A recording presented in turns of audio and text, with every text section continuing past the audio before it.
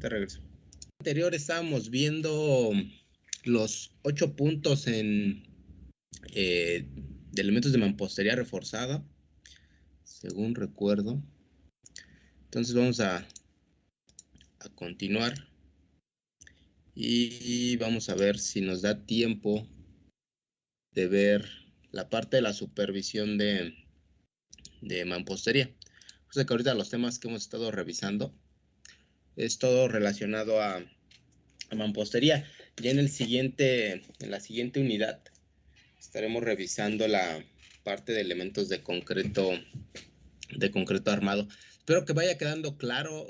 Si tienen alguna duda que vaya surgiendo a partir de lo que se va aquí exponiendo en clase, pues vayan haciendo la observación. Si alguien ya tuviera la oportunidad o ya tuvo la oportunidad de trabajar en sitio, seguramente pues entiende más claramente los conceptos o el funcionamiento de las estructuras, pero quien no ha tenido la oportunidad de estar, pues a lo mejor sí se le llega a complicar. En ocasiones, pues uno explica pensando que ustedes ya conocen del tema, pero puede ser que no, pues tengan nulo conocimiento y es normal, ¿no? Por el semestre en el que están. Entonces, si en dado caso llegara a explicar ahí algo y no lo llegaran a comprender, pues háganlo saber, ¿no?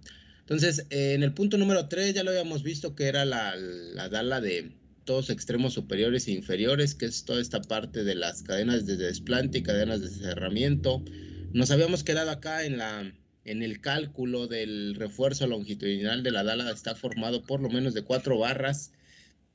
Creo que nos quedamos en el punto número 4, ¿no? Acuérdense que 4 barras por la sección pues rectangular que tienen las cadenas, ¿no? Por geometría, cadenas de desplante, de cerramiento, traves, vamos a estar manejando figuras rectangulares. Y eso quiere decir que para adaptar o abarcar la sección rectangular, pues vamos a necesitar al menos 4 barras, ¿no? El área del acero se obtiene a partir de esta fórmula en donde el acero que está representado por centímetro cuadrado tiene que ser igual o mayor a 0.2 de la división de la resistencia del concreto entre el límite de fluencia del acero, que habíamos estado mencionando en clases anteriores, que el límite de fluencia del acero pues era muy variable, ¿no? De acuerdo al acero normal grado 40, grado 50, grado 70, grado 80, y las resistencias iban a partir de los 2530, que es la resistencia a la fluencia del alambrón, 4200 para el acero normal, el de varía de 3 octavos, y hasta 5000, 6000, 7000 en elementos de acero ya especializados, como lo es el que se utiliza en el Armex o en la malla electrosoldada. Ya después esto era multiplicado por la parte de la base que íbamos a tener en nuestra cadena, que regularmente son 12 centímetros, pueden ser 15 centímetros. Es el margen más común. Puede haber unas secciones que sean más anchas en algunas piezas de mampostería, por ejemplo, que son anchos 25 o de 20, que es comúnmente utilizada, por ejemplo, en elementos de mampostería para cisternas, por ejemplo, o para albercas, ¿no?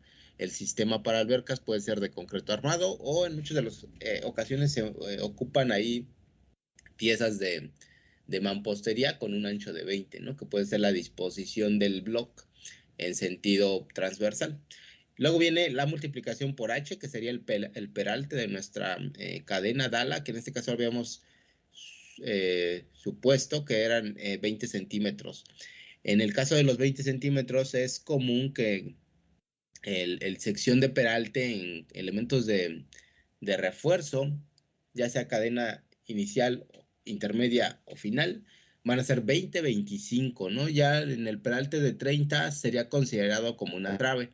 Entonces, como tenemos un relleno bajo estas dalas de mampostería de tabique o block, no es necesario tener un peralte tan amplio, ¿no? Entonces, por eso que se queda como en ese margen de entre 15 a 25 centímetros, ¿no? Ya hacer la operación ahí, la simplificación de los datos, que recuerdo está esta parte del lado derecho, en donde hacemos la división, la multiplicación y nos salía 2.832 centímetros cuadrados, que era el área de acero que yo necesito para la dala, ¿no? De acuerdo a la multiplicación de cuántos centímetros cuadrados trae la varilla de 3/8 multiplicado por 4, nos daba 2.852, ¿no? Eso quiere decir, pues, que se cumple ahí el margen, ¿no? Mis 4 varillas de 3/8 están sobradas, ahí que habíamos dicho, creo eran 2 centésimas del valor que yo necesitaba, ¿no? Entonces ahí se cumple, y es por eso que en la mayoría de los casos las cadenas de desplante o de cerramiento en secciones de 12×20 pues tienen 4 varillas de 3/8, ¿no? Esa es la explicación, ese sería el resumen que llegaremos a obtener de este ejercicio, ¿no? Vamos a borrar esto, vamos a dejarlo porque hay unos datos que vamos a ocupar. Bueno, vamos a borrarlo, ya si no ahorita nos regresamos. Ya después aquí abajo, en el punto número 5, dice que el refuerzo transversal, recuerden que transversal hace referencia a, pues, la varilla que inicia en este punto y que va a terminar hasta esta sección. De la dala estará formada por estribos, perdón, ya me equivoqué, no es transversal. Longitudinal es este acero, ¿no? Longitudinal, porque es a partir de toda la longitud de la cadena. Transversal se refiere en este sentido ortogonal o transversal de 90 grados. Entonces este va a ser longitudinal y este va a ser transversal. Eso quiere decir que el transversal sería todos los estribos o mal llamados anillos, que el concepto correcto son estribos cerrados. Hace referencia, si ustedes ubican los estribos, es esta disposición de alambrón o varilla que tiene este cierre. Entonces se les dice cerrado porque tiene que cumplir el concepto, pues, de que tiene que cerrar las 4 varillas que yo tengo. Si tuvieran, que existen también en algunos de los casos, algunos que se llaman estribos abiertos. En el caso de los estribos abiertos son disposiciones, vamos a ver, por ejemplo, en el caso de las columnas, vamos a encontrar unas columnas que tienen una, pues, mayor área de acero longitudinal, en algunos de los casos 6, hasta 8 varillas, ¿no? Entonces, el estribo exterior cerrado puede ser ese, y en algunas ocasiones se agrega una que se le llama grapa, o que se le llama, pues sería un estribo abierto, en donde la única función es unir estas 2 varillas. Entonces, este sería un estribo abierto, y estos, pues, son estribos cerrados. Entonces, la ecuación que tenemos aquí abajo hace referencia a estos estribos cerrados que tienen que tener una conexión en algún punto, que es esta área en donde se van a unir 2 tramos de varilla o alambrón. Y con un área al menos igual a la calculada con la ecuación, y aquí viene área de acero en refuerzo transversal a subíndice SC, que sería 1000 veces la separación, esa es la separación del estribo entre el límite de fluencia del acero que estoy ocupando y la parte del peralte de mi, pues en este caso de mi dala o de mi cadena, ¿no? Para hacer esta ecuación, esta operación, nosotros necesitamos saber cuál es la separación de los estribos, porque pues todavía no sabemos, ¿no? Necesitamos saber ese dato para saber cuánta área de acero yo voy a ocupar.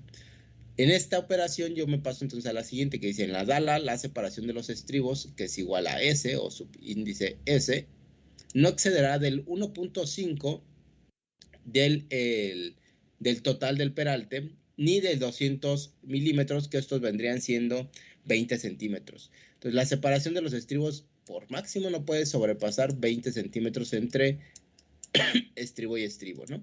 Estas operaciones, recuerden, que vienen en las normas técnicas complementarias de elementos de mampostería o de refuerzos de elementos de mampostería. Es importante que ustedes lo identifiquen, esas, pues, normas, porque de ahí rigen todos los cálculos estructurales, ¿no? Ya en el cálculo estructural y las propuestas de diseño que se realizan para estructuras, todos se basan ahí de las normas, ¿no? No hay otro archivo, no hay otro ejercicio, ¿no? Los cálculos computacionales van a venir a partir de las normas. Entonces se tienen que ir haciendo los ajustes, las actualizaciones de acuerdo a las modificaciones que se vayan creando, pues, a través de los años, ¿no? Entonces ahí ¿qué otra parte les iba a mencionar sobre la separación? La aplicación ya de la fórmula. Entonces, si estamos hablando que son 20 centímetros o 1.5 la parte del ancho de nuestro muro, si nosotros estamos manejando un ancho de 12, Parece que nuestro muro, vamos a ver el muro aquí. 12 centímetros de ancho, que es el común, ¿no? Entonces estamos hablando que es el 1.5 de la parte del ancho de mi muro. Esto tendría que ser 12 más 6 centímetros, me da 18 centímetros. Entonces, para anchos de 12, se supone que tendrían que ser 18 centímetros de separación mínima. Regularmente ocupamos 15, en ocasiones verán ustedes que tiene 18, 20, entonces tienen que encontrar en ese margen. Lo adecuado tendría que ser 18, ¿no? Si vemos que ya está cada 15, pues podríamos decir que está ahí un poco sobrado en la separación de los estribos. Ya después en la aplicación aquí de la fórmula, ya vamos a tener el dato de separación, que vamos a tener 1000 por la separación, que vamos a ponerle 20. En el caso de muros de 15, pues tendría que ser otra, serían 15 más 7.5.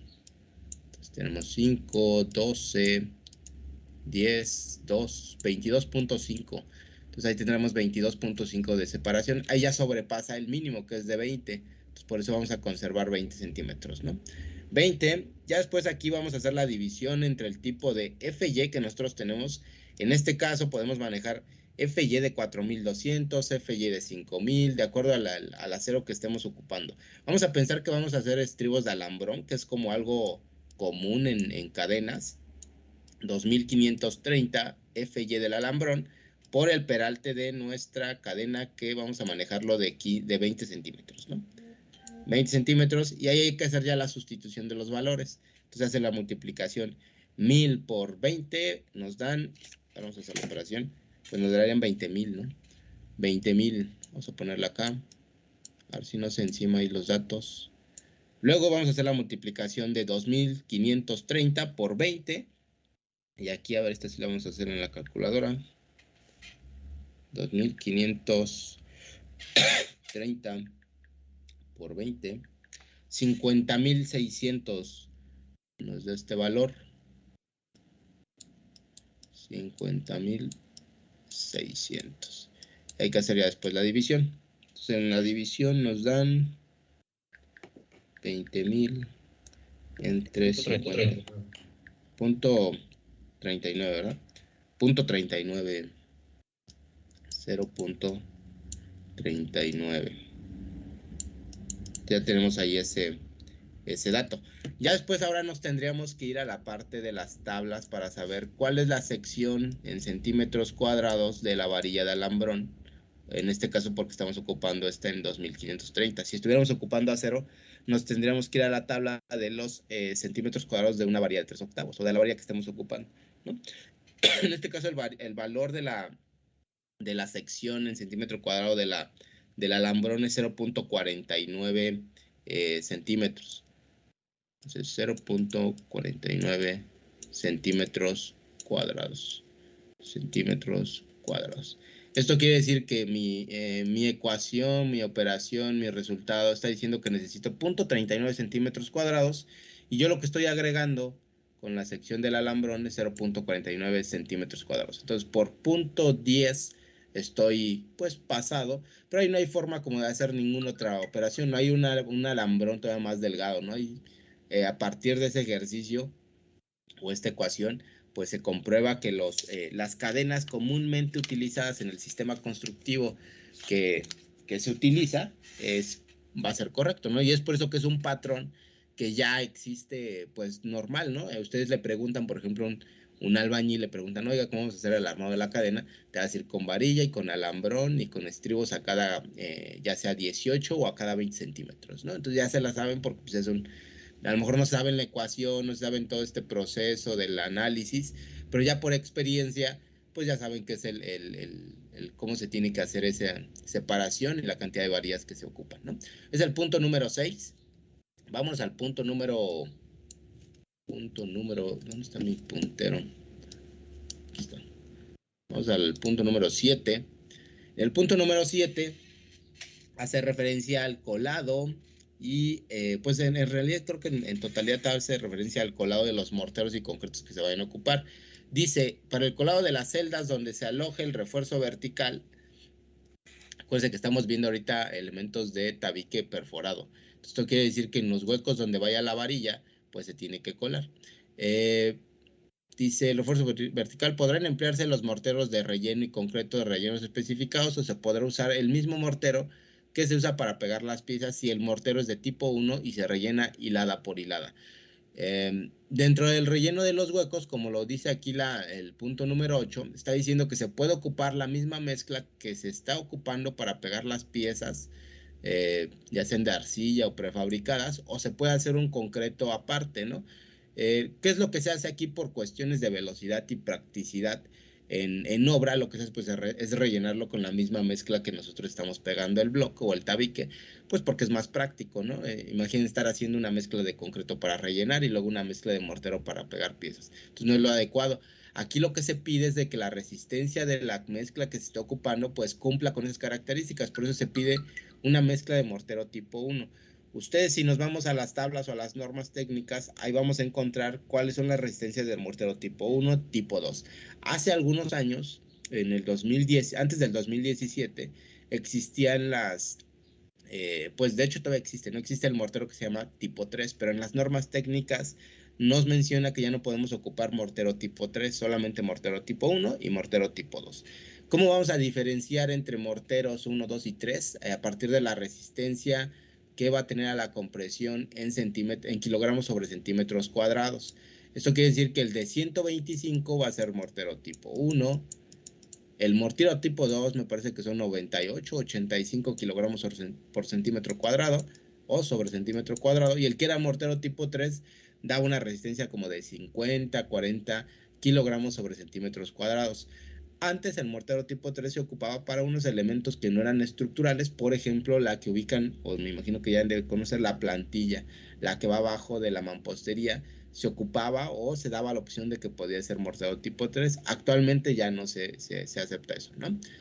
Ya después aquí arriba dice los morteros de relleno y concretos de rellenos que se emplearán en los elementos estructurales de mampostería para rellenar las celdas de piezas huecas deberán cumplir con los siguientes requisitos, ¿no? Entonces, el primero, tipo 1, ¿no? ¿Y esto en qué va a ir en relación? Yo como ya en real, yo cómo puedo llegar a obtener el concreto tipo 1 en la mezcla de mi arena, de mi mortero, de mi agua, de mis agregados, ¿no?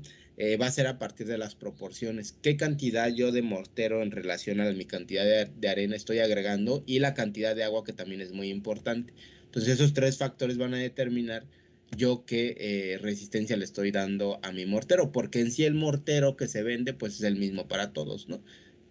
A partir de ese mortero tú creas en físico, en sitio, tipo 1, tipo 2, ¿no? Luego el punto número B dice el tamaño máximo del agregado no excederá 10 milímetros. En el caso del agregado, pues hace referencia al único agregado que tenemos, pétreo, pues va a ser la arena, ¿no? Entonces este agregado no puede superar 10 milímetros, que sería 1 centímetro. Que si ustedes ubican la arena, pues la arena de criba, ya cribada, pues la vamos a encontrar con una granulometría no mayor a 1 centímetro. 1 centímetro es un montón, ¿no? Y es casi como gravilla, como granzón. Entonces la arena pues regularmente ha de venir como en 1 milímetro, 2 milímetros máximo, ¿no? Es por eso que muchas veces en el pegado de los ladrillos de los tabiques, pues se tiene que cernir, arnear. El concepto correcto ahí también es cernir, pero se le llama arnear. Cernir o arnear la arena, ¿no? Por esto, por la cuestión de que como luego vienen a unas granulometrías muy grandes, pues esto, aparte de que hace más lento el proceso del pegado del tabique, pues luego se van unas piezas muy grandes. Y en el caso de estos elementos de mampostería reforzados interiormente, pues no es viable porque en ocasiones se llegan a atorar. En el caso de que si se fuera a hacer un concreto especial para el relleno de los huecos, ya concreto, pues acuérdense que es el agregado del cemento, la arena, la grava y el agua. La grava no podría exceder tampoco un diámetro mayor a 10 milímetros. ¿Por qué? Porque si vamos a hacer un colado con una grava de 2.5 centímetros, que es la común, o máximo 2.5 centímetros, pues va a ser muy posible de que se vaya ahí a tapar el hueco. Como los huecos son muy pequeñitos y luego ya trae la varilla, pues no es posible, ¿no? Se empleará la mínima cantidad de agua que permita que la mezcla sea lo suficientemente fluida para rellenar las celdas y cubrir completamente las barras de refuerzo vertical. En el caso de que se cuente con refuerzo interior, se aceptará el uso de aditivos que mejoren la trabajabilidad. El, eh, Aquí en lo que dice aquí cantidad de agua, en todas las mezclas, ya sea de morteros y de concretos, siempre va a estar regulada de acuerdo a las normas qué cantidad de agua yo le voy a estar agregando, porque entre mayor cantidad de agua, puede ser que yo tenga una mayor manejabilidad de la mezcla, pero va a perder resistencia, porque el concreto, bueno, la mezcla del cemento del mortero funciona en relación a la cantidad de agua que se le está agregando. Entonces, por eso se dice la mínima cantidad de agua. Entre menor cantidad de agua, pues la resistencia del concreto va a ser mayor. Es un factor, no es el único, pero es un factor. Se aceptará el uso de aditivos. Dentro de los aditivos, por ejemplo, en el concreto, existe un aditivo que le da más manejabilidad a la mezcla, ¿no? Entonces es más fluido. Este se ocupa más en el colado, por ejemplo, de castillos muy largos o en el colado de columnas que tienen una gran cantidad de armado, se le puede agregar ese aditivo. En el caso de aquí las celdas, como son piezas muy chiquitas y tramos muy cortitos, imagínense, pues es un huequito como de 10 por 10 por 5 de alto, pues son mínimas, ¿no? Las secciones. Entonces, y como se van rellenando hilada por hilada o cada 3 hiladas, que las normas te dicen que el relleno de esta celda sea hilada por hilada, ¿no? Pero ya en real ustedes verán que pues en ocasiones se va rellenando como cada 3 celdas, por la velocidad que también de ejecución, ¿no? Entonces se van aplicando hilada, hilada, hilada, ya después pues van rellenando, ¿no? Y como es con mezcla, pues ahí se pueden rellenar fácilmente, ¿no? Es el número 7. Después, vamos aquí al número 8.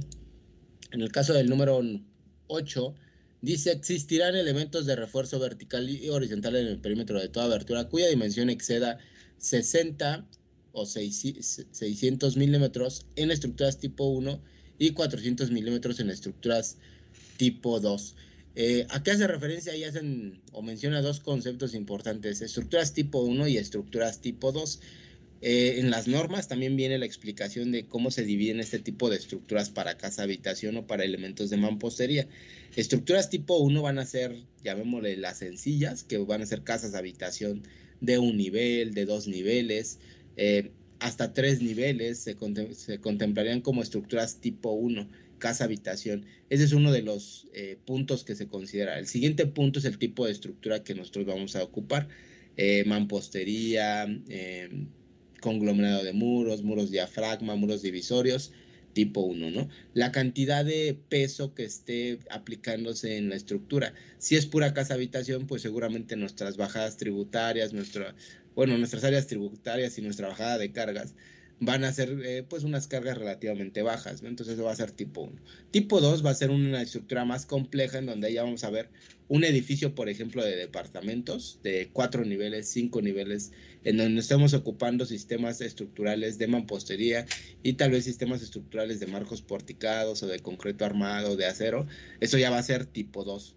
Entonces es la complejidad que pueda llegar a tener nuestra edificación. Casa habitación, en su mayoría, yo creo que el 85-90% va a ser tipo 1, ¿no? De lo que habla aquí en el punto número 8 es algo similar a lo que veamos en los elementos de mampostería simple. Las cadenas de cerramiento tienen que venir incluidas en nuestros vanos que nosotros tengamos para ventanas o para puertas, siempre y cuando excedan esa dimensión, que pues es casi en todos los casos, ¿no? Si nosotros vamos a poner una puerta, tiene que haber una dala. ¿Por qué? Porque la consideración de la puerta, pues al menos tendría que tener 80 centímetros, 90 centímetros, 1 metro. Entonces ahí ya no estamos excediendo de la mínima que nos marca. En el caso de ventanas, pues también si tuviéramos una ventana de 1 metro, 1,20, de 90 centímetros, ya estaríamos excediendo el ancho máximo que se puede llegar a permitir. Si tuviéramos en caso contrario una ventanita de un baño que tuviera ahí 60 centímetros, 40 centímetros, eso se podría llegar a contener todavía con el puro elemento de mampostería. Entonces regularmente se le coloca una dala solamente arriba de la ventana como para salvarse clarito y simplificar el proceso de construcción de los ladrillos o del tabique. Pero pues ustedes si lo ven en su casa, en algún ejercicio que hayan visto, pues casi en todos los vanos arriba se coloca una cadena, ¿no? Y por proceso de diseño, cuando uno está planteando las fachadas, pues ya está determinando los cerramientos de mi ventana, de mi baño, de mi recámara, pues tienen que llegar a una misma altura, voy a aprovechar la misma dala como para hacer el cerramiento total de todo mi cuarto. Entonces tratamos de unificar la estructura, ¿no? Para evitar esto de tener varias cadenas, varias dalas, darle continuidad a la estructura y que quede completamente cerrada, ¿no? Entonces ahí no hay como tanto problema, ¿no? En el punto número 8.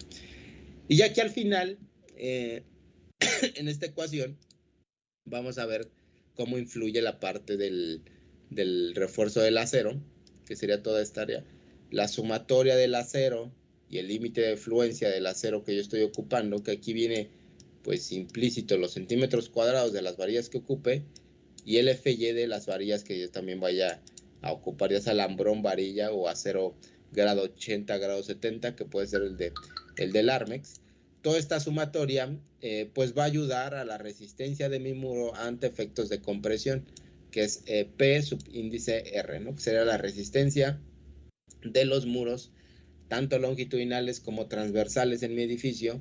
Estos me van a dar pues un valor más, van a dar ahí una cantidad positiva que van a ayudar a dar el refuerzo y van a ayudar a dar la resistencia de mi construcción. Cuando nosotros tenemos un muro que no está reforzado interiormente, pues esto nosotros lo tenemos que eliminar. Entonces nada más es esto, buscar el equilibrio a cero con la resistencia de mi edificio. Entonces, pues simplemente es como es un elemento más, es un elemento de refuerzo, pues que nos va a ayudar a reforzar este tipo de edificaciones.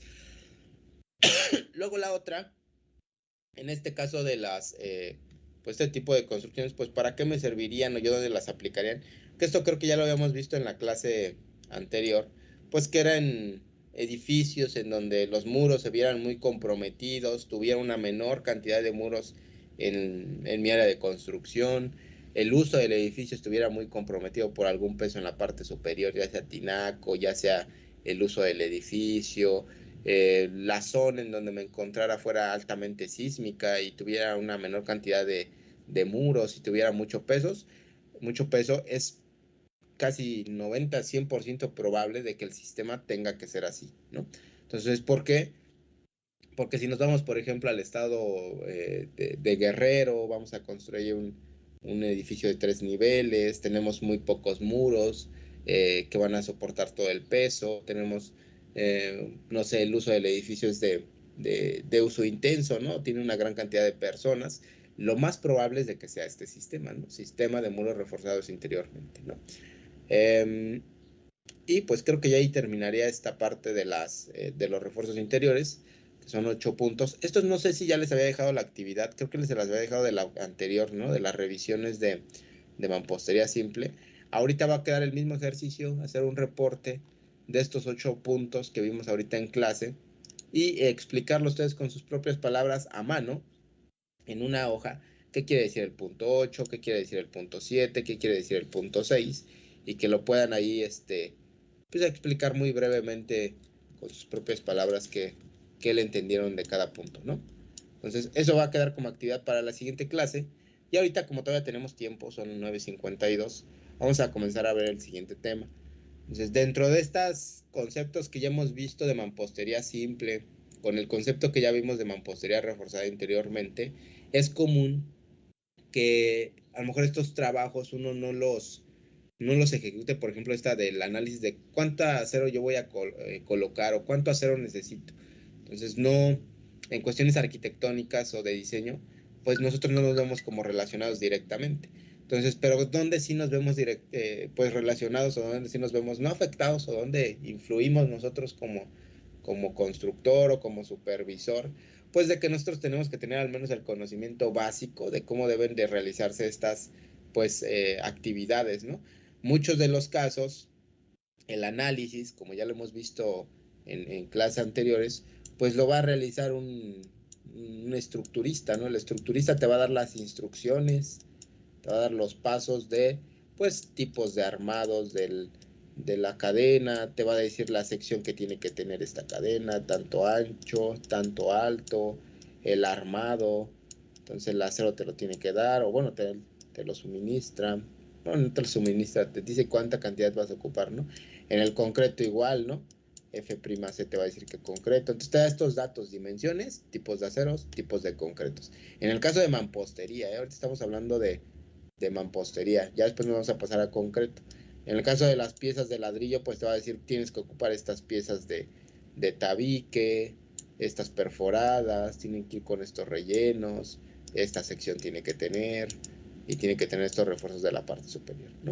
Entonces, él te da estos datos, pero en la real, ya en lo físico, esto a partir de un plano estructural, que es, llamémosle est-01, aquí ya se tiene que ejecutar.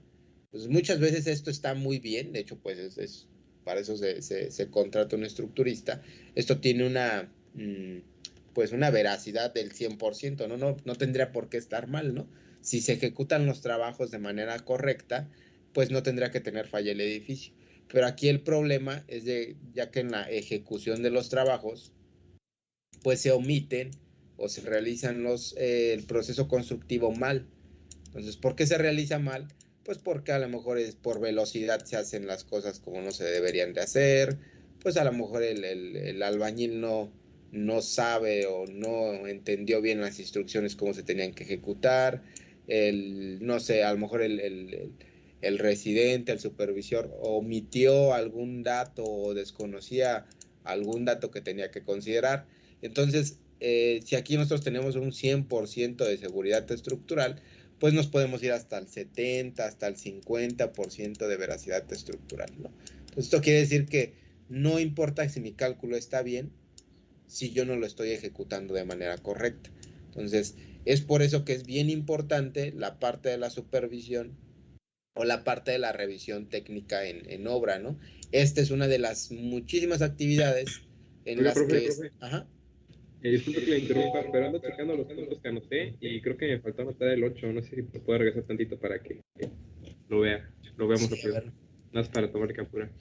Es la de los refuerzos de cerramiento en ventanas y vanos. Listo, gracias. ¿Sí?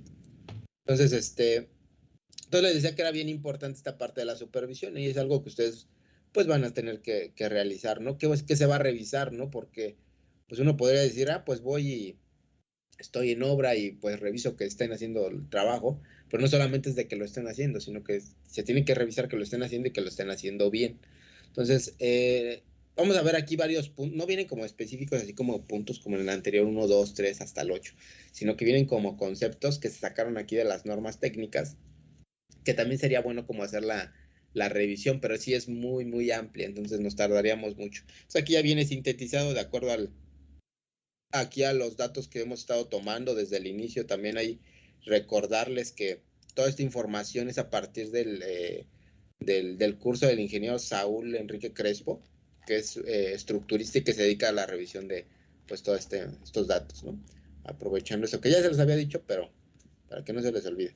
Entonces, ¿qué dice acá? Antes de la construcción de muros, que va como por pasos desde el inicio hasta el final, hasta la finalización de los muros, vamos a encontrar ahí varios datos. Vamos a leerlos y vamos comentando uno por uno, ¿no? Dice, antes de la construcción se revisará que el refuerzo longitudinal de los castillos, pues que longitudinal ahora estamos hablando de todas las varillas que vienen desde la parte de arriba hasta la parte de acá abajo, y el vertical de muros esté anclado en la posición señalada en los planos estructurales.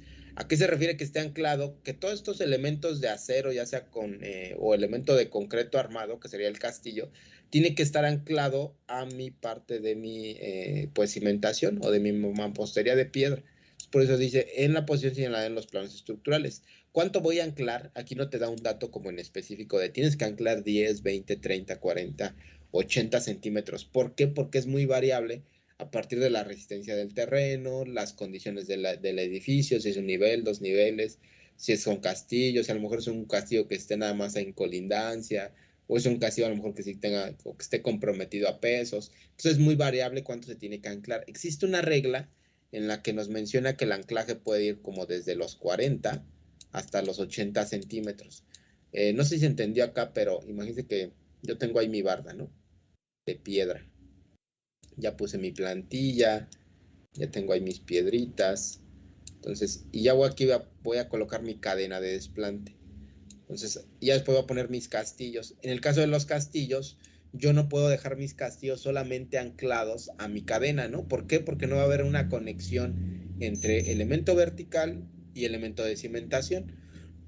Entonces, ese tiene que estar anclado también a la mampostería, que es esta sección que se queda acá. Entonces, regularmente cuando se está comenzando a hacer la mampostería, se tiene que dejar ahí un saque, un hueco, para que ahí se pueda anclar el castillo un poco a la sección de la mampostería. Y esta es la sección que les menciono que va desde los 40 hasta en ocasiones 80, que ahí ya lo veo pues mucha la sección, 80 centímetros es demasiado, es casi anclarlo hasta el piso. Entonces, pero eso lo determina el estructurista y eso tiene que venir en los planos estructurales. Pero de que tiene que haber un anclaje, tiene que haber un anclaje, ¿no? ¿Por qué? Porque lo que puede pasar luego ahí son cuestiones de volteo, que por cuestiones de viento o sismo, si no existe ningún anclaje aquí, ningún elemento que conecte, pues todo esto se puede voltear, ¿no? Porque existe una conexión ahí de cadena con mampostería, pero le podríamos llamar que es una junta fría, ¿no? Porque pues lo único que me une es el concreto que yo estoy colocando arriba de mi mampostería. Entonces, fácilmente, si no hubo una buena adherencia entre la mampostería y la cadena, por un movimiento lateral, pues se podría como, pues, voltear o irse a un lado, ¿no? Que es algo como, pues, creo que se entiende como muy fácil, ¿no? Pues tiene que haber un elemento de anclaje y en este caso pues tienen que ser la parte de los castillos, ¿no? En el caso de las cadenas no es común, aparte de que es muy complicado, estar haciendo anclajes, ¿no?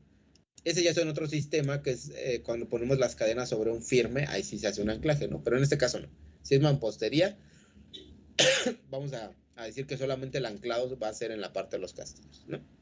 Y después dice, durante la construcción se revisará que las piezas de mampostería sean del tipo y tengan la calidad especificadas en los planos de construcción.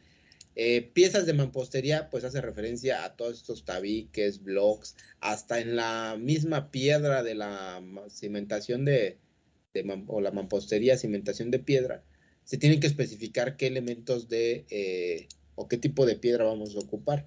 Y eso tiene que estar contenido en las especificaciones del plano. Pues ahí te dice muro de tabique rojo recocido 6, 12, 24. Entonces ya te está dando las dimensiones, ya te está diciendo qué tipo de tabique es. Se tienen que considerar ahora estos datos. En el caso de las piedras de mamposterías, pues en muchos de los casos dice mampostería de piedra brasa de la región en una sección no mínima a 20 centímetros, ¿no? Y ya, careada, en ocasiones dice careada o perfilada o angulada o angular, esto pues con la característica de que tenga como los saques irregulares y la conexión. Sobre la posición de las piedras en la mampostería, también existen algunas características que no vienen mencionadas acá, pero la disposición de las piedras en las mamposterías, pues que se busca que sean cuatrapeadas. Eso quiere decir que no existen juntas en vertical. Entonces las piedras tienen que venir irregular, conexión con conexión. Entonces, esto para que las juntas no creen una línea en vertical. ¿Qué va a pasar si yo coloco así piedras? Que esto es bien común que se vea en físico o en albañilería, ya en real. Pues que por proceso constructivo más veloz, pues los albañiles comienzan a poner piedra acá, piedra aquí, piedra acá arriba de la otra, y después aquí van llenando otra vez con otra piedra, y los huequitos le va a poner aquí una piedrita chiquita, ¿no? Van rellenando los huecos, piedra, piedra. Entonces, ¿qué es lo que pasa? Que la junta queda, pues, relativamente libre, ¿no? Entonces, en dado caso de cortante o del deslizamiento de las piedras, pues vamos a encontrar que el mortero, por ser el elemento más débil de esta conformación de mampostería, pues se puede llegar a desprender o puede haber unas grietas o simplemente es el deslizamiento de la mampostería. Entonces, si nosotros ya tenemos cuatrapeado aquí, pues es muy difícil que nosotros tengamos como un deslizamiento tanto horizontal como vertical. ¿Por qué? Porque la junta aquí ya es irregular, ¿no? Entonces crea ahí pues un zigzag. Entonces hace que exista una mejor conexión entre piedras y elementos de mortero. Entonces, es en la disposición. En el caso de las piedras, pues les digo que sean regulares, ¿no? Que tengan esos ángulos que es la piedra brasa como, pues, común o piedra volcánica que luego vemos, ¿no? Entonces tiene ángulos muy marcados, entonces esto ayuda mucho a que los traslapes queden más amarrados, ¿no? A diferencia de la otra que es piedra, por ejemplo, esta piedra bola o piedra de río, que son caras muy circulares, los, los deslizamientos pues son muy frágiles, es más fácil que esta piedra se pueda desplazar, a diferencia de los amarres de piedras angulares. Entonces siempre esta piedra va a ser más útil que esta de acá. Las dos se pueden ocupar, porque también en algunas regiones pues no existe esta piedra, entonces se ocupan esta. Entonces ahí nada más se consideran pues a lo mejor una mayor cantidad de refuerzos, a lo mejor una sección más corta, otro tipo de mortero, no sé. Por eso luego determina pues el que diseña, ¿no? El calculista. Entonces, en el caso de esas piedras, de esos datos, tiene que venir en el plano, ¿no? Entonces ahí viene especificado qué es lo que se tiene que ocupar, tanto, por eso decía piezas, ¿no? Se refiere a todo, a piedra, a block, a tabique. Punto número 2, las piezas de arcilla estén sumergidas en agua al menos 2 horas antes de su colocación y las piezas de concreto estén secas y se rocíen con agua justo antes de su colocación. Aquí ya es este dato viene en las normas, no es algo como que se haya inventado aquí para la diapositiva, pero ustedes en físico, en real, por velocidad y construcción, es muy difícil que las piezas de tabique rojo se dejen 2 horas antes de su colocación. Hasta en ocasiones se pide que no se deje o que se sumerjan tanto los tabiques, porque se dice el concepto que se aguachinan. Entonces, cuando se aguachinan, el tabique queda muy húmedo, muy pesado, es más difícil la colocación, absorbe mucho va a existir un exceso de humedad entre la mezcla y el tabique, va a bajar la junta, va a ser más difícil la parte de su colocación, simplemente porque es un mayor peso y entonces la mezcla se comienza a aplastar. Entonces, también no se puede avanzar tanto, ¿no? Porque si nosotros ya llevamos unas 5 hiladas, el peso que vamos a tener ahí va a ser mucho y entonces las juntas se van a ir aplastando. Es por eso que no es recomendable que tenga exceso de agua. Entonces se pide que se humedezcan, se remojan, determinado tiempo quedan húmedas, pero hasta ahí, ¿no? Pero ¿qué es lo que dicen las normas? La norma dice que sí se tienen que ocupar piezas bien humectadas, ¿no? Entonces, ¿esto con qué se contrarresta? Con la parte del mortero, que el mortero no tiene que estar tan aguado, el mortero tiene que estar, o la mezcla de mortero tiene que estar un poquito firme, ¿no? Pero ¿qué va a pasar ahora de que si nosotros manejamos mezcla firme, manejamos tabique húmedo, el proceso de elaboración del muro lo va a hacer muy lento, ¿no? Entonces el avance ahí se va hacia abajo. Entonces hay que entrar en consideración, quiero que se avance rápido, quiero tener mayor ganancia económica o quiero que las cosas contemplen una resistencia como debe ser al 100%, ¿no? Ahí ya entra un criterio en el que ustedes tienen que determinar cuál es el objetivo que se necesita, que en la mayoría de los casos, y no me dejarán mentir, ustedes verán algún día, no me van a dejar mentir, es el proceso de velocidad, ¿no? Entonces, por eso que no se ocupan las piezas sumergidas en aguas 2 horas, ¿no? Aquí lo que dice es la norma, pues es esto, ¿no? Aquí a lo mejor ahora lo que nos vamos a comprometer, pues es de que a lo mejor la resistencia de la mezcla del mortero, pues a lo mejor no va a alcanzar esos 150 kilogramos sobre centímetro cuadrado y vamos a llegar solamente a 130 kilogramos sobre centímetro cuadrado, ¿no? Entonces ese dato es un factor que nosotros nos vamos a ir un poquito más abajo y pues a lo mejor entra ahí dentro de los factores de seguridad, ¿no? Pero es bueno que ustedes sepan que las normas dicen que se tienen que humectar 2 horas, pero en real no se hace, ¿no? También es, creo que importante decirles pues lo que se hace comúnmente, ¿no? Las piezas de concreto están secas y se rocían con aguas. Esta en las piezas de concreto pues hace referencia a los bloques macizo, bloque hueco, bloque aligerado, de las piezas grandes de 20 o 15, 20, 40, que son estas grises, y estas pues sí se tienen que rociar con agua. No se pueden colocar secas, ya sean ni los de tabique rojo ni los de block, así de concreto, porque absorben mucha agua. Entonces, si nosotros agregamos mezcla acá, nuestra mezcla de mortero a esta pieza seca, va a comenzar a absorber agua la pieza del mortero y esto va a hacer que no frague bien.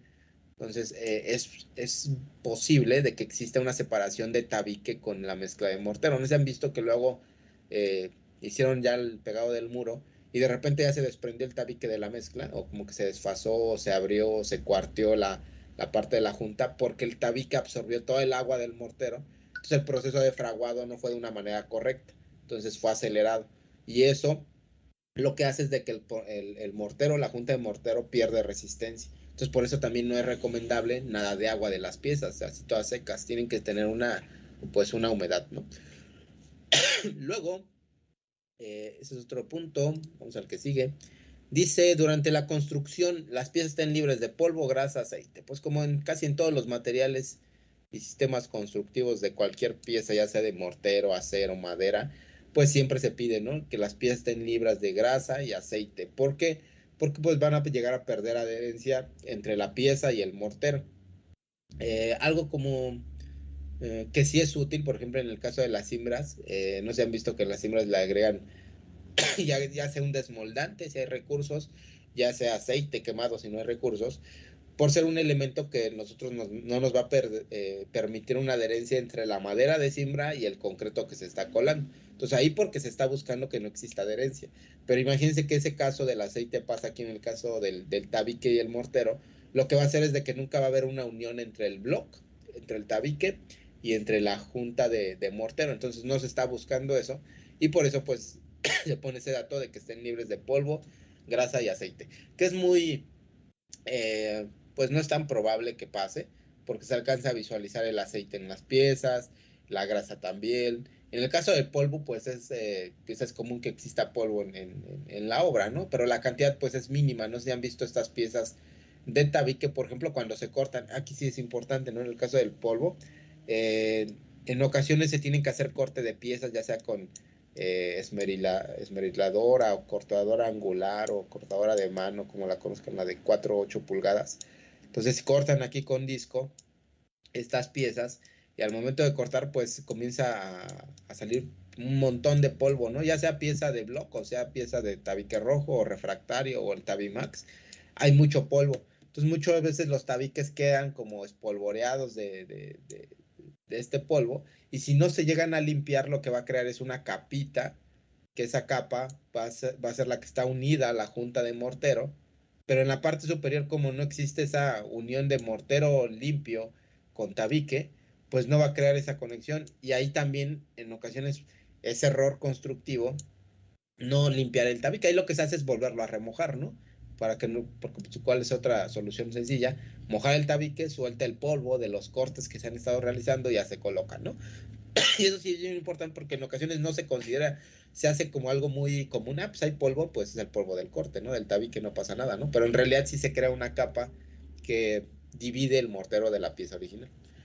El que sigue, las barras de refuerzo sean el del tipo, diámetro y grado indicado en los planos de construcción. Barras de refuerzo, lo que vemos en las diapositivas interiores, estos varillas que van adentro del tabico, pues tienen que ser del tipo, esto quiere decir que si es alambrón, bueno, no alambrón, pero un ejemplo, si fuera alambrón, pues tiene que aplicarse alambrón, varilla, grado 70, grado 80, del diámetro que se está colocando y del grado que hace referencia a la resistencia. El que sigue dice, los bordes verticales de muros confinados en casillos externos estén dentados o que cuenten con conectores o refuerzos horizontales. Esto ya en la práctica, pues ya era muy bien sabido, pero en normas no estaba como especificado. Esto se agregó en el 2021, cuando se hicieron las actualizaciones, se agregó este concepto, ¿no? Vamos a dibujarlo para que se entienda. Anteriormente, pues ya cuando se hacía el colado del castillo, tenemos ahí nuestro armado del castillo. Tenemos ahí un castillo todo chueco, pero es un castillo, ¿no? Tenemos aquí la parte del firme y por proceso constructivo pues es colocar el armex, colocar el armado del castillo y ya después poner la parte del tabique. Entonces comenzamos a poner las hiladas de los tabiques, cuatrapeados, y los albañiles pues ya sabían que paño del muro del tabique pues no podría quedar a plomo. ¿Por qué? Porque lo que se buscaba es de que hubiera una conexión entre el tabique y el castillo. Y eso hace referencia a dentados, ¿no? Entonces había una irregularidad de tabiques. Hasta los cortan en diagonal. Ustedes verán que ya cuando termina el muro, les dan un cortecito con la cuchara de tal manera de que exista una irregularidad entre el muro y la conexión del castillo.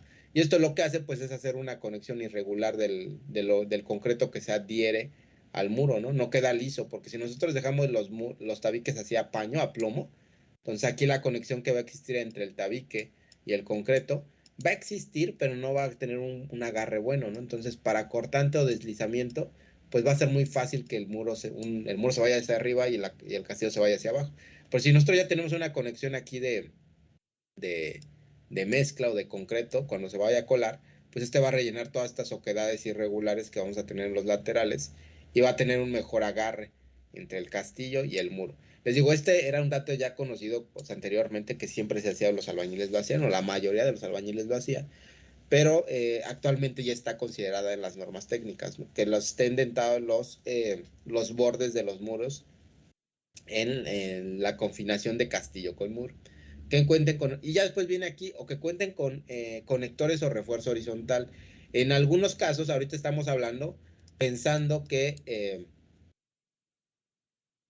me regresé, ahí está, pensando, ahí está mi puntero, pensando que es un muro que va a ir aplanado, ¿no? Porque aquí como va a quedar irregular, imagínense que los castillos, pues muchas veces quedan así como irregulares, ¿no?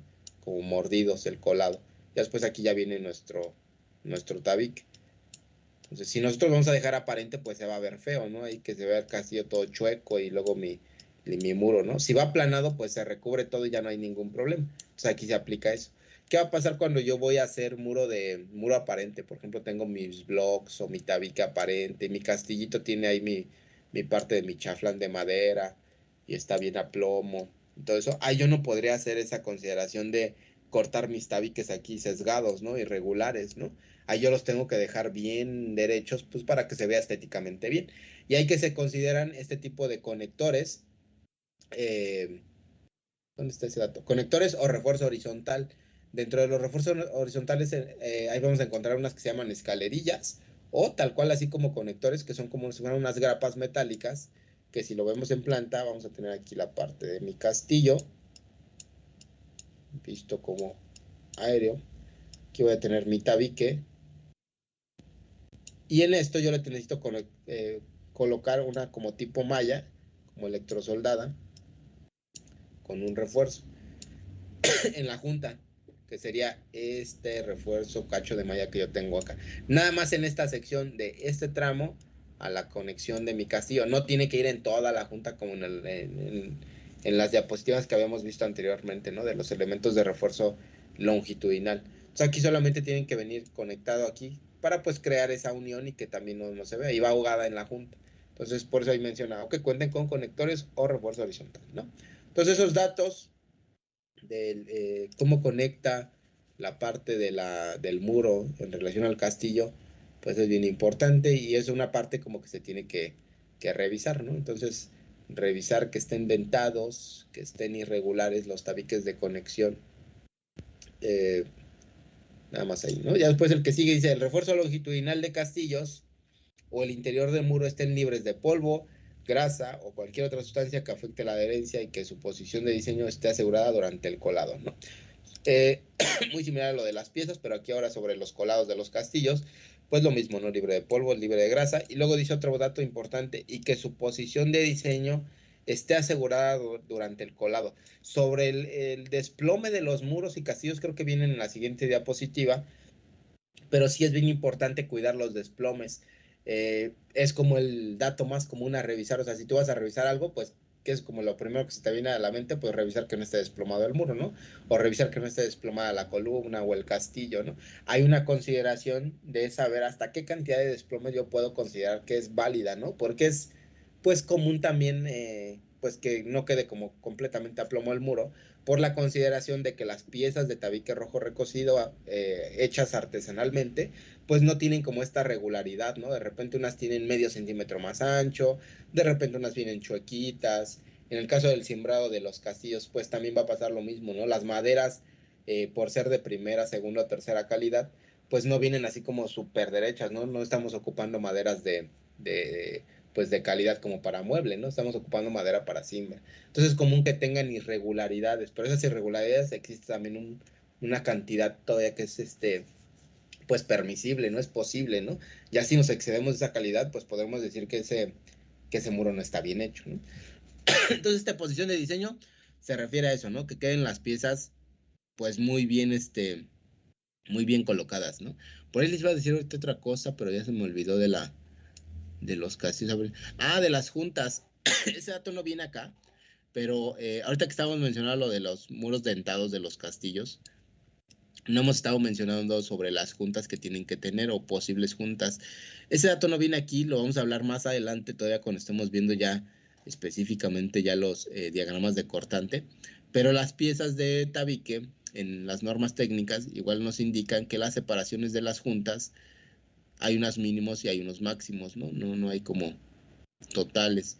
Las juntas horizontales que tengamos en nuestros tabiques pueden ir aquí de 1 centímetro a 1.5 centímetros válidas para elementos de mampostería estructural. No hay forma como de exceder eso. En juntas verticales, aquí solamente nos van a permitir 1.5 centímetros de separación, mínimo. También máximo, creo que no podría ser mínimo porque no podríamos aventar también juntas muy grandes porque no es recomendable. Si ustedes ven luego que hay juntas muy cortitas, que es posible que luego pues se considere que los muros tengan una junta muy pequeña de medio centímetro, por ejemplo, ahí ya no es tan, ya no se consideraría más un muro estructural. Puede hacerse, claro que hay una gran cantidad de variables, pero ese muro ya sería más divisorio o estético. Entonces, a lo mejor su función no es resistir cargas de la parte superior, no es resistir como elementos de cortante, simplemente es un muro que quiero que se vea bonito, pues ahí la junta sí puede ser hasta si quieren de 1 milímetro, 2 milímetros, ¿no? Pero para cuestiones estructurales donde el muro se hubiera aplanado o es un elemento de carga, 1 a 1,5 centímetros en juntas horizontales y 1,5 en estructuras verticales, ¿no? De acuerdo a lo que dicen las normas, por ahí van a encontrar unos manuales, por ejemplo, los de Tabimax o los de Nova Ceramics, ellos te van a manejar un margen de junta desde 0.75 centímetros hasta 1.75 centímetros, ¿no? Entonces va a existir esa variable de acuerdo a las piezas, ¿no? Ahorita estamos hablando como si fueran piezas de arcilla, de tabique rojo recocido o comúnmente utilizadas, ¿no? Y en el caso de las intersecciones de las piezas, esto que decíamos como saques, la dimensión promedio adecuada son 5 centímetros de extensión. Tampoco puede ser tanto porque el relleno del concreto pues excede ya demasiado, ¿no? Imagínense estar aquí rellenando 10 centímetros casi, pues ya es un montón. Entonces ahí nada más la intersección o los dientes o la irregularidad que tenga el muro se puede ir hasta 5 centímetros. Y 5 centímetros pues creo que es una dimensión correcta, ya es la máxima. De ahí pueden ser 3, 2. Regularmente lo que le cortan es un cachito pequeñito al tabique, o sea, no crean que tampoco hacen ahí un corte. Y es irregular, ¿eh? Ni siquiera lo tienen que hacer con disco. O sea, con la misma cuchara le pueden hacer ahí el corte y ya le vuelan 2, 3 centímetros, 4 centímetros, ¿no? Entonces, esa consideración del corte también es importante porque luego ya le están haciendo unos cortes, otros ahí súper gigantes de 10. Pues ahí se va un montón de concreto. Eso les voy a decir que se me había olvidado. Ya después aquí dice otros datos sobre la construcción. El refuerzo horizontal será continuo en muro, sin traslapes y anclado en los extremos con ganchos a 90 grados colocados en el plano del muro, ¿no? Refuerzos hace referencia al acero. Horizontal, pues está referenciado a las dalas, a las cadenas de desplante, a las cadenas de cerramiento. Menciona que de preferencia dice sin traslapes. no es, no es tan posible hacerlo sin traslapes. Pareciera ser que es como una regla muy fácil, pero ya en físico ustedes verán que las varillas de 12 metros o los tramos de 12 metros, pues a fuerza se tienen que cortar en algún punto o se tienen que traslapar en algún punto. Pues aquí lo que se cuida es que los traslapes se hagan de manera adecuada, que es a partir de los diámetros que vamos a ocupar de la varilla. Y en el caso de los anclados, ahí sí es posible realizarlos, que es esta parte de que si yo lo veo en planta, estoy viendo mi castillo y yo traigo aquí mis varillas longitudinales de mi cadena, estas varillas no pueden quedar nada más ahogadas así, en horizontal. Tienen que crear una escuadra que ahí dice anclado en los extremos con ganchos a 90 grados. Entonces estos ganchos tienen que ir hasta la parte posterior de acá y aquí doblar a 90 grados. Entonces sí tienen que crearse esas conexiones entre este que es el castillo y esta que es la dala y esta que es la varilla. Entonces, con estos ganchos que amarre bien al castillo. No se pueden solamente ahogar y muchísimo menos llegar nada más a la primera varilla así en horizontal. ¿Por qué? Porque no se está creando una conexión buena de elementos de refuerzo, ¿no? Eso creo que está más, es muy obvio, es muy común. Lo que puede llegar a pasar es de que como la varilla ya no me alcanza el tramo, o sea, no es como que yo no quiera hacer el gancho, ¿no? Sino que a lo mejor no tuve la posibilidad de hacer el cálculo bien del acero y pues de acuerdo a este punto ya no le puedo hacer la escuadra, ya no me llegó hasta acá. En ocasiones le hacen la escuadra en la primera varilla. Entonces ya que a lo mejor por un una urgencia, pues a lo mejor al menos le hiciste la escuadra, ¿no? En la primera varilla, pero tiene la escuadra. Si le dejas la pura varilla, ahí sí ya está mal, ¿no? Ahí sí ya no hay forma como de aceptarlo. Y estos datos, también es importante decirlo, pues es lo que viene aquí en las normas y sería como lo óptimo, lo deseable, pero siempre se van a encontrar cuestiones irregulares o cuestiones en donde a lo mejor pues ya no va a haber otra opción que aceptar lo que se tiene, ¿no? O sea, imagínense, aquí ya no tengo otra varilla, necesito colar hoy, ya llegué con mi varilla hasta acá, pues ni modo, ahí va a quedar. El mortero no se fabrica en contacto con el suelo o sin control de la dosificación. También hay otro bien bien importante y hasta puede ser hasta criticado, ¿no? Que tú llegues a la obra y ya estén haciendo ahí los albañiles la mezcla y que les digas, no lo pueden hacer en el suelo, hay que poner un plástico, hay que poner una madera, un triplay, pues no va a estar como bien justificado ahí el dato, ¿no? Aquí la consideración que dice es con el suelo o que sea directamente en la tierra, ¿no? Entonces, si tenemos, por ejemplo, ahí basura, ¿no? Abajo, ¿no? Imagínense, hay tierra, grava, unos papeles, hojas, material natural o un montón de cosas que sí podrían llegar a afectar la mezcla, pues ahí sí va a estar mal, ¿no? Estar haciendo mezcla acá, mezcla con hojas y con basura, ¿no? Ahí sí no habría como ninguna consideración válida, ¿no? Entonces ahí a lo mejor sí lo que se hace, y es algo, creo, ahí sí sería válido, es hacer una mezcla acá muy pobre, a lo mejor para una plantilla o algo que vaya a ocupar como, pues que no necesite la resistencia del concreto. Y ustedes no se han visto o a lo mejor se han dado cuenta que al momento de hacer la mezcla y al terminar esa mezcla queda una capita aquí como de firme ya creado con la misma mezcla. Lo que se quedó ahí en el terreno ya queda como un firmecito. Entonces ya en la siguiente mezcla, en la segunda, en la tercera, pues ya podríamos considerar o estaríamos aplicando ahora sí que no se está fabricando en contacto con el suelo, sino que ya existe un firme base, al menos de la mezcla viejita, pues ya que nos va a hacer una buena consideración de este punto, en donde nos dice que no lo hagamos en el suelo. Entonces, como tener esa consideración de las primeras mezclas que se realizan en el terreno natural, no ocuparlas para un elemento estructural, que ahí también sería incorrecto.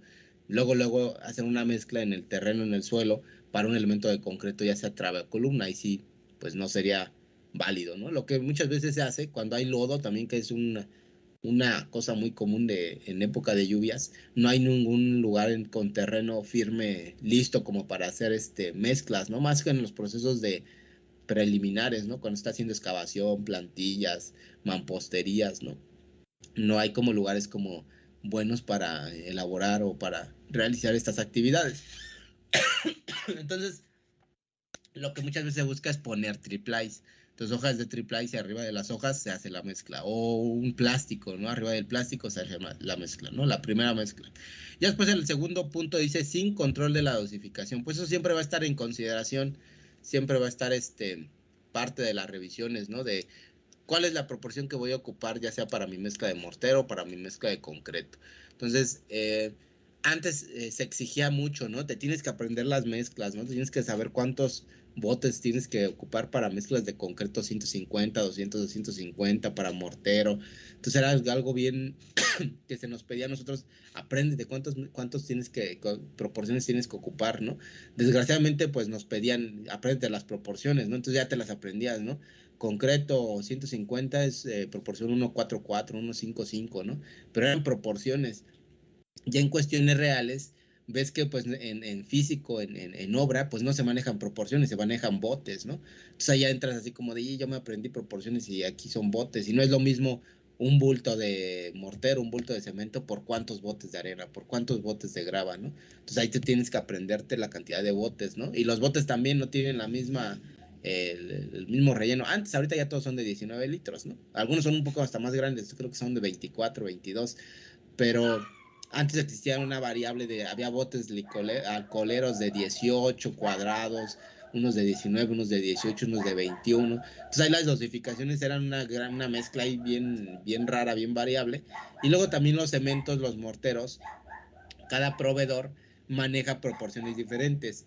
Entonces aquí lo adecuado, la recomendación sería primero ver el tipo de cemento, el mortero que se está ocupando, ver la tabla de dosificación que viene ahí, que sería, pues se supone que ellos hacen análisis, a partir de pruebas, de probetas de su cemento que están haciendo, y ellos ya saben, pues si quieres 150 de mi cemento que te estoy vendiendo, tienes que agregarle esta cantidad de cemento y esta cantidad de grava, ¿no? ¿Por qué? Porque esa es la resistencia que yo manejo en el concreto que yo suministro. Entonces eso sería lo adecuado, ¿no? Porque si nos vamos a las tablas generales, pues los cementos, las concreteras tienen diferentes tipos de cementos, que eso no sé si lo vimos en clases anteriores, pero pues vamos a encontrar el cemento del CPC 30, el CPC 40, el CPC R, el CPR. Hay un montón de tipos de concretos. Los más comerciales pues es el CPCR, ¿no? CPC R40 creo me parece, ¿no? Pero ahí hay unas pequeñas variables entre los diferentes tipos, ¿no? Ahí lo adecuado sería ver las tablas de dosificación de cada uno de los bultos, ¿no? Pero más o menos las dosificaciones, pues también aprendérselas, pues para que tengan más o menos un promedio, ¿no? Uno ya sabe que es de unos 5, 4 a 7 botes, ¿no?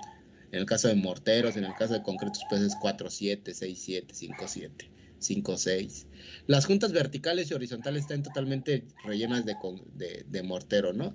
En el caso de las juntas del pegado de los tabiques y de todas las piezas, pues lo que hace aquí la observación es de que estén rellenas. O sea, creo que es más que obvio que nuestras juntas de los pegados de los tabiques estén completamente pues llenas, ¿no? Que las mezclas no estén en las esquinas. Esto en ocasiones sí se ve, que esto lo podríamos explicar aquí en los blocks huecos, que ahí es más complicado. Entonces vamos a tener aquí los blocks huecos. Entonces cuando pegamos block con block, el agregado de la mezcla, el albañil lo que hace, pues es meter mezcla por acá, es agregar mezcla aquí en esta esquinita. Entonces se tarda un poquito más, ¿no? Porque le tiene que estar agregando acá con la cuchara, luego le agrega aquí con la cuchara, luego le agrega aquí otro cachito con la cuchara. En ocasiones ni la agregan ya aquí, en ocasiones sí la agregan aquí, obviamente le tienen que agregar. Y ya después colocan el tabique y por la cantidad que ya saben ellos, por su práctica, por su experiencia que tienen, cumple con la necesidad de rellenar toda esta superficie y hasta en ocasiones pues sale un poquito por acá, sale un poquito para acá y eso ya se lo limpian con la cuchara. Y ya ahí están cumpliendo con la determinación de que toda la superficie, tanto vertical como horizontal, esté completamente rellena. En el caso de los tabiques rojos recocidos, estas piezas artesanales, vamos a ver que agregan mezcla en toda la superficie, hasta un poco de excedente en la mezcla, por eso se agrega un poco más, de tal manera de que se extienda el material del mortero o de esta mezcla de mortero a los extremos. Entonces escurre un poquito, ya le limpian con la cuchara y ya ahí estás considerando de que pues el relleno fue completo, ¿no? Lo que va a pasar es que en los horizontales, estas piezas horizontales, la mezcla es poquita desde la que se escurre acá, se extiende y luego le agregan otro poquito aquí en la junta y ya le limpia, ¿no? Aquí sí hay un poquito ahí de variables en donde pues ya sería bueno revisar a ver si está entrando bien la mezcla, si tiene la fluidez necesaria, si están rellenando bien esas oquedades. Lo que se busca es eso, ¿no? Que queden bien rellenas todas las juntas y que no queden huecos en el interior, ¿no? Entonces en esa casa de los tabiques huecos o block huecos, la juntita que tiene en medio de los dos alveolos, de los dos huecos, en ocasiones no le echan mezcla ahí. Entonces sí es necesario que se le agregue una pues cierta cantidad de mezcla. Luego dice, si se usan tabiques multiperforados, que el mortero penetre en las perforaciones la distancia indicada en los planos, pero no menos de 10 milímetros, que sería 1 centímetro.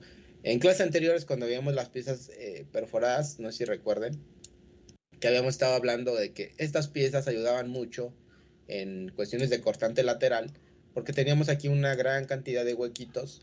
Entonces, cuando nosotros pegamos pieza y pieza, acá por ejemplo en la siguiente pieza de tabique, toda esta junta de mortero que rellenábamos, pues se rellenaban un cachito del hueco, ¿no? Entonces eso tenía un mayor agarre de las piezas, ¿no? Para movimientos laterales. Entonces este relleno lo que se pide es de que sea mínimo 1 centímetro de relleno entre hueco y hueco, ¿no? Entonces esto, así como una forma exacta de estarlo midiendo vamos a ver cuánto rellenó el huequito, no hay forma porque pues las piezas son sólidas y no se alcanzan a visualizar. Entonces simplemente ahí se hace revisión con la cantidad de la mezcla que se agregó acá. Entonces, si nosotros estamos agregando mezcla, ponemos el tabique y le ejercemos presión hacia abajo, pues ya damos por consideración de que los huecos se van a rellenar determinada cantidad, ¿no? Y 1 centímetro es, pues en realidad es poquito, ¿no? No es mucho, ¿no? Y lo que se busca es simplemente que tenga el anclaje, ¿no? De la pieza o del muro o de la mezcla del mortero con la pieza de multiperforada, ¿no? Ya después acá en la penúltima, esta ya es la penúltima. Vamos a ver si nos da tiempo de terminar. Yo creo que no. Vamos a dejar solamente esta y aquí lo vamos a terminar. Dice, durante la construcción, el desplomo del muro no excederá el 0.004 del H, que en este caso sería la altura del muro, ni 15 milímetros, que sería 1.5 centímetros, que era lo que habíamos determinado anteriormente. Los desplomos, bueno, ahí es difícil poner una vertical, pero ahí está la vertical. Vamos a tener ahí el muro. Y les dicen, los desplomes pues son válidos todavía en cuestiones de piezas artesanales, por la cuestión de que vienen irregulares. En el caso de las cimbras también, ¿no? Porque estamos ocupando madera, pues que puede llegar a venir un poco torcida, puede venir un poco irregular. Los plomos que se sacan, pues es con plomo de mano, en casi la mayoría de los casos, ¿no? Hablando de elementos de mampostería. Ya sabemos de elementos de acero o prefabricadas, ahí a lo mejor ya vamos a ocupar un plomo láser o va a ser más fácil sacar la exactitud de los muros, ¿no? Pero en piezas de mampostería, por ser pues todavía procesos manuales en donde el albañil tiene mucho que ver, es posible que se lleguen a desplomar un poco, ¿no? Entonces, en consideración se tiene que los desplomes puedan ser hasta 1.5 centímetros y estos desplomes a la vista no se alcanzan a ver. O sea, si tú los ves frontalmente, ese muro desplomado hasta creo que 2 centímetros, hasta 2.5 no se alcanzan a ver. Ya si los ves en forma lateral y tienes así como un ojo, ya tienes así como, pues vas como directamente eso, ¿no? O si eres el ingeniero, el arquitecto, pues ya sabes que los muros tienen que estar derechos, ¿no? Si una persona lo ve hasta desplomes de 4 centímetros, una persona así que no tiene nada que ver con construcción, no se va a dar cuenta, ¿no? Aquí la consideración no es tanto como que se vea bien o que se vea mal, ¿no? Cuestiones estéticas. Es más cuestiones estructurales, porque un muro cuando tiene el desplome, las fuerzas, bueno, no las fuerzas, las cargas axiales ya no se consideran axiales, ¿no? Acuérdense que cargas axiales estas que se ejerce el peso sobre el eje central del castillo, de la columna, ¿no? Entonces los pesos van a bajar de una manera correcta, adecuada, durante o dentro del centroide del elemento. ¿Qué va a pasar si el muro ya está un poco inclinado? Ahí ya le exageré, no mucho, ¿no? Pero imaginen que está inclinado. Las fuerzas que van a bajar aquí en este punto ya van a perder, ya no van a bajar por el centroide. Esto quiere decir que van a perder, pues, verticalidad.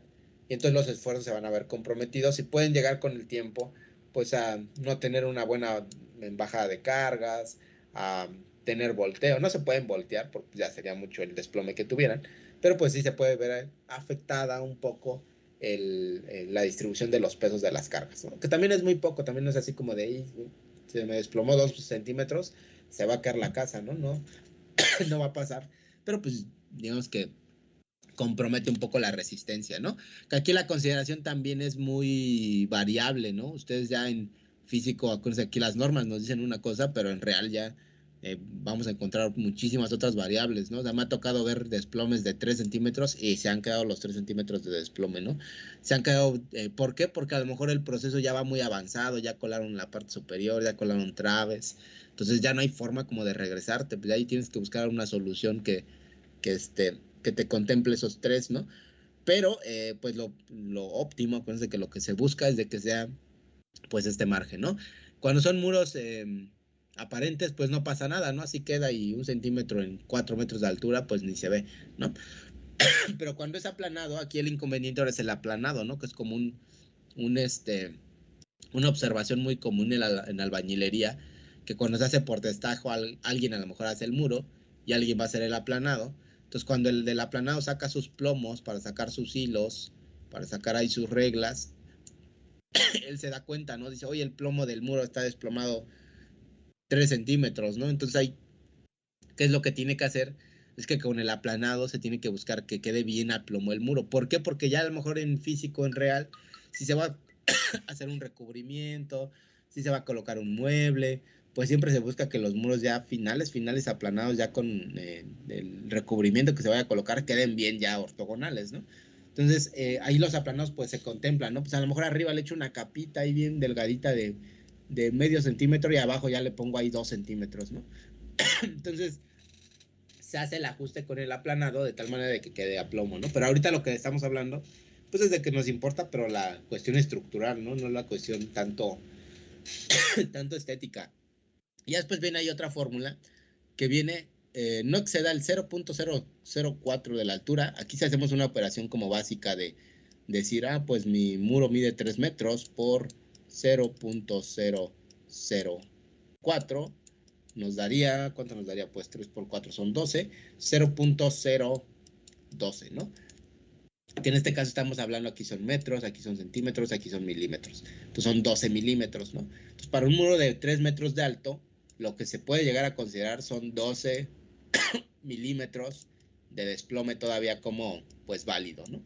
Y así sucesivamente, si nosotros damos un muro de 4 de alto, vamos a decir que son 16 milímetros de desplome. Ahí ya estamos hablando de 16.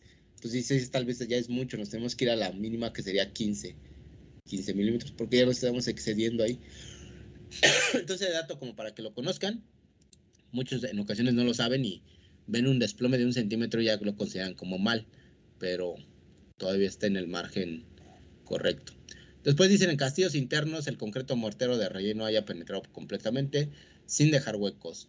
Es algo muy obvio y algo bien común que pase. Este es también otro tema muy común que llega a pasar. En el caso de los castillos, ustedes verán hasta, hay muchas imágenes en internet, hay muchos memes en internet, que en el caso de los castillos, cuando son secciones muy pequeñitas, pasa en castillos, pasa en columnas, eh, que como tenemos secciones en ocasiones de 15 por 15 centímetros, imagínense un castillo muy pequeño, 15-15, tenemos un armado, ponemos la cimbra, por alguna razón el concreto tiene un revenimiento muy alto, bueno, sería muy bajo, tiene un revenimiento muy bajo y la grava que se está ocupando tiene una granulometría también muy extensa, imagínense de 2.5 centímetros, toda la válida permisible. Entonces, y se comienza a colar la pieza y no se vibra tampoco. Entonces, ahí son muchos factores que ni siquiera se están contemplando, ¿no? No se vibra, no se está ocupando la granulometría, el concreto no tiene la fluidez necesaria, el armado no quedó bien. A lo mejor aquí en el caso de los ganchos, se supone que los ganchos tienen, cuando es armado en sitio, ¿no? Porque el Armex ya viene como un armado acá, un armado de este lado, un armado acá, un armado aquí arriba. Entonces, traslapados, intersectados, uno sí, uno no, uno sí, uno no, de tal manera de que no quede un área como tapada de puro gancho. Y eso aparte de la cuestión estructural, de que funciona mucho mejor. Eso lo veremos más a detalle cuando veamos concretos o estructuras de concreto. Pero, pues ese dato, ¿no? Entonces aquí vamos a tener varilla, no se vibró, el concreto, la grava. Entonces lo que va a pasar es de que vamos a estar colando y van a quedar oquedades en el interior. Entonces, para evitar eso, que aquí lo que dice pues es evitar que no suceda, ¿no? Que todo el concreto penetre hasta la parte inferior. Entonces tienen que tener estas consideraciones. Entonces la grava tiene que ser la adecuada. El vibrado es bien importante. El vibrado también no puede ser ni mucho ni poco, ¿no? Tiene que quedar en un punto medio. Porque si vibramos mucho, por decir, pues yo no quiero, que quiero asegurar que todo mi concreto vaya hasta abajo, y estoy vibre y vibre y pegue, lo que va a pasar es de que los agregados pesados o gruesos se van a ir hasta abajo. Entonces toda la grava va a quedar abajo y toda la agua y la arena va a quedar aquí arriba. Entonces la resistencia o el conglomerado del concreto que vaya adentro va a estar ahí todo irregular, ¿no? Entonces lo que se busca es que quede bien unificado, bien homogéneo. Entonces también el vibrado no es bueno vibrarlo en demasiado. pues ni menos, ¿no? Porque pues ni va a bajar el concreto. Y pues el armado que sea el adecuado, que los ganchos no estén tan largos, que quede bien centrado el castillo. Entonces, contemplando esos factores, pues vamos a determinar que nuestro penetrado del concreto va a ser el correcto, ¿no? Entonces, el dato es importante. Y así como se ve tan sencillo, parecía ser sencillo, es bien común que pase que no se cuele el castillo hasta la parte de abajo, ¿no? Entonces, ¿por qué? Porque pues en ocasiones no puede uno estar ahí revisando los procesos, se les dice a los albañiles, pero pues imagínense, es como cuando nos dicen algo y no hacemos caso o se nos olvida y ya después pues se tiene que demoler. Hay las cuestiones de esos elementos por ser muy sencillos o relativamente sencillos o piezas pequeñas, lo que se hace cuando se llega a desimbrar al otro día o a las 48, 24 horas, 12 horas, se desimbra y se ve el hueco, lo que se tendría que hacer correctamente es demoler. O sea, porque la conexión de concreto fraguado con concreto nuevo no tiene la misma adherencia y aparte la conexión de esa oquedad es muy difícil realizarla el colado nuevamente. Entonces, ni con aditivos, imagínate comprar un aditivo para pegar ese concreto, pues te sale más barato demolerlo y volverlo a hacer. Entonces, ahí lo adecuado es demolerlo. Si las condiciones no nos determinan, no nos dan como posibilidad demoler la pieza, ahí sí se tiene que hacer una restitución del material. Entonces, tiene que comprar un aditivo especial para conectar concreto viejo con concreto nuevo y colar esa pieza con concreto ya especial. Entonces, pero el costo también se va más arriba. En muros reforzados con malla soldada de alambre, los conectores de anclaje estén firmemente instalados en la mampostería y concreto con la separación señalada en los planos de construcción, ¿no? En algunos casos se va a pedir que la malla tenga, o que los muros tengan una malla. No sé si han visto estos en donde luego le agregan, por ejemplo, estuco o por alguna condicionante estructural, el muro tenga que tener ahí un refuerzo de malla que puede ser malla hexagonal o puede ser malla electrosoldada, puede ser malla de alambre. Entonces esta malla lo que se solicita aquí es de que esté bien fija a los elementos estructurales. Entonces fijado puede ser por medio de soldadura, que sería lo más adecuado, que esté soldado a las piezas de los castillos, o en dado caso que esté al menos pues clavado bien fija al elemento del muro. Esta malla, les digo, puede ser hexagonal, octagonal, y lo que va a dar es resistencia al muro y va a ayudar a hacer el anclaje del elemento del acabado que puede ser el aplanado o el repellado, ¿no? Entonces lo que dice es esto, ¿no? Que quede bien conectado la parte de la, de la malla o del acero con el muro, ¿no? Luego el que sigue dice, los muros transversales de carga que lleguen a tope estén conectados con el muro ortogonal. Si recuerdan lo que veíamos en planta de los muros y la disposición de los castillos, lo que se dice aquí es de que si yo tengo un muro longitudinal y luego aquí tengo un muro transversal, tienen que topar siempre, ¿no? Buscar que topen. Algo incorrecto sería de tener este muro, dejarlo ahí libre e iniciar acá con una puerta, ¿no? Entonces, se puede hacer porque los procesos de diseño son muy variables, pero aquí lo que va a pasar es de que esto me va a complejizar un poco mi estructura. Entonces aquí a lo mejor mi cadena va a tener que estar más reforzada o a lo mejor aquí va a tener que ser ahora una columna. Entonces lo que se busca es siempre que topen los muros en esquina, ¿no? Este tiene que topar acá, este a lo mejor tiene que topar acá.